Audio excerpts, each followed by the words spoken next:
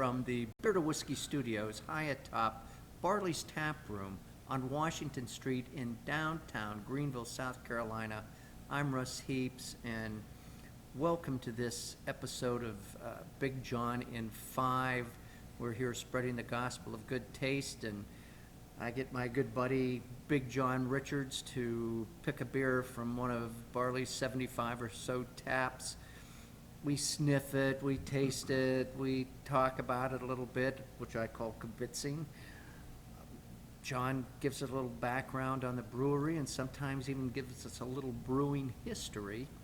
And through it all, we get to drink beer, and we certainly hope you are doing the same. Jon, what do we have? We're drinking a beer that's pretty new to our market from up in Winston-Salem, North Carolina. Brewery called Wise Man, and the beer is called Body Electric.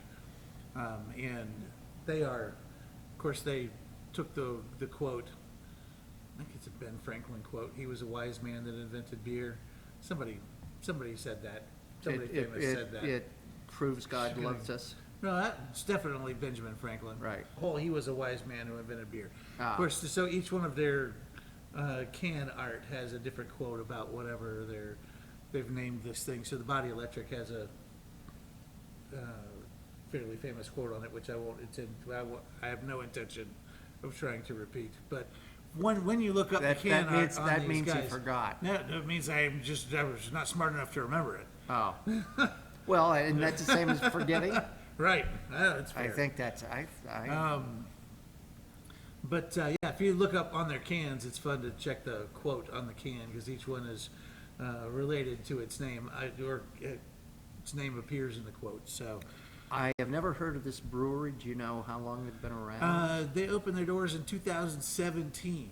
Okay, so relatively new. Yeah, and they just hit the market here in Greenville or in the upstate weeks ago. It being February in 2021, weeks ago.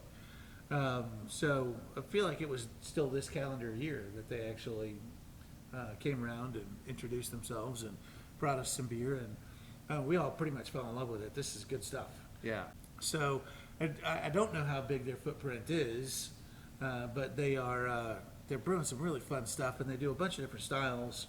They have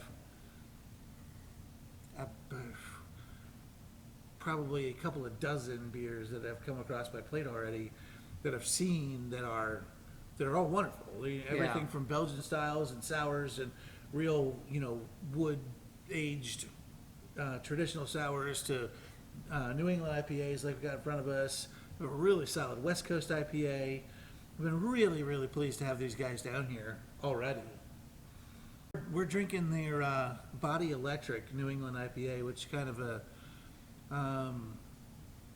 year-round offering from them, if I understand it correctly. So somewhat readily available from these guys, but a nice quality. I mean, it's the IBU number is huge. Yeah, it's 90 IBUs. Which I know. I saw that. It was like, man, that is crazy.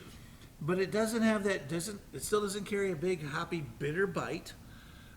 It's really well balanced. It's a little acidic, but you carry the big fruity, tropical, grapefruity, tropical stuff working together up front.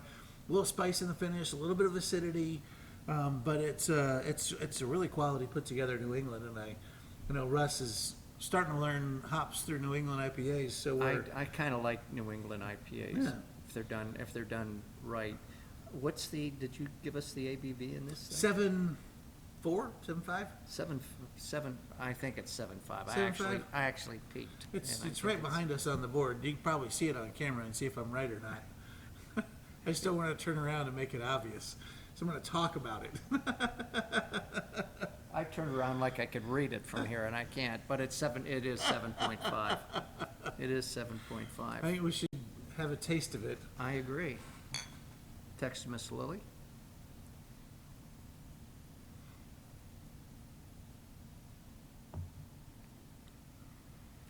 Again, a really pretty beer. Oh yeah. Well, it's weird. These beers that are supposed to be unfiltered, they should be unfiltered. I still miss my IPAs.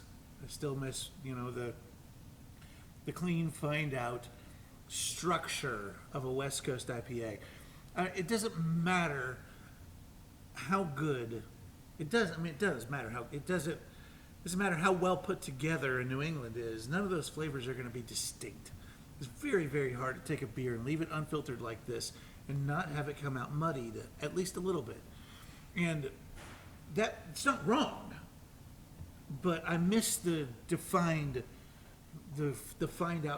flavors of West Coast IPA. But honest, if you've anytime watched in the last year, you probably heard me rant already about bring back my IPAs, but I have to do it again, despite how much I actually enjoy this beer. It's nice and fresh and juicy up front. It doesn't get super acidic. It doesn't activate my salivary glands. It's well put together. I'm getting some lactose in this. Should I be? Potentially. Some of these beers do have lactose.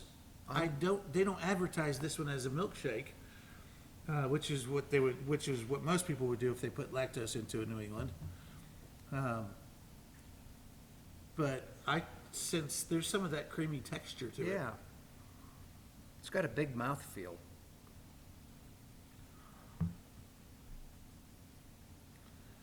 And to me, it's just juicy. It is. It's bright and acidic up front, but the acid doesn't linger in the finish. In fact, I'm getting a little bit more of that traditional bite from the hops in the finish, which is probably a product of the IBU number. Yeah. Yeah, I'm getting a little bit of bitterness out of it, but not a lot. And I am pretty happy. The citrus starts out in the beginning and it goes all the way through the finish. Yes. Which doesn't always happen. Yep, and there's some kind of tropical or maybe like nectarines and apricots. It's kind of stone fruity something going on in there too that plays off of that acidity of the citrus and the beer itself that I dig. I don't say all that stuff I said about IPA to be disparaging to this beer. I say it to be disparaging to everyone. You just say it to hurt me. Ornery. You just say it to hurt me. That's what you like. Somehow it's what I like is beneath him. No, it's not true. It's just I miss my other beer. I can't find it anymore.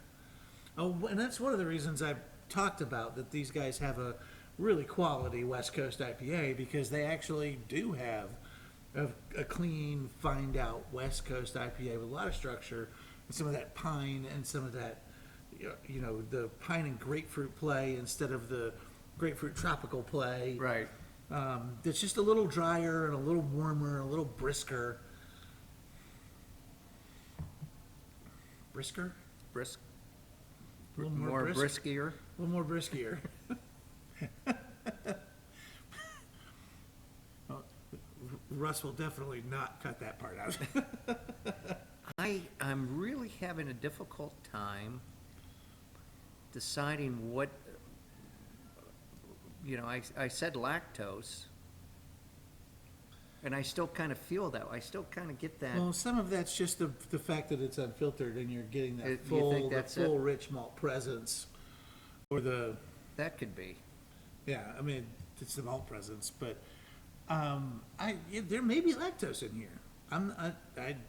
I didn't go look at the recipe enough or try to find the recipe enough to determine if they put lactose in this beer. I still feel that way.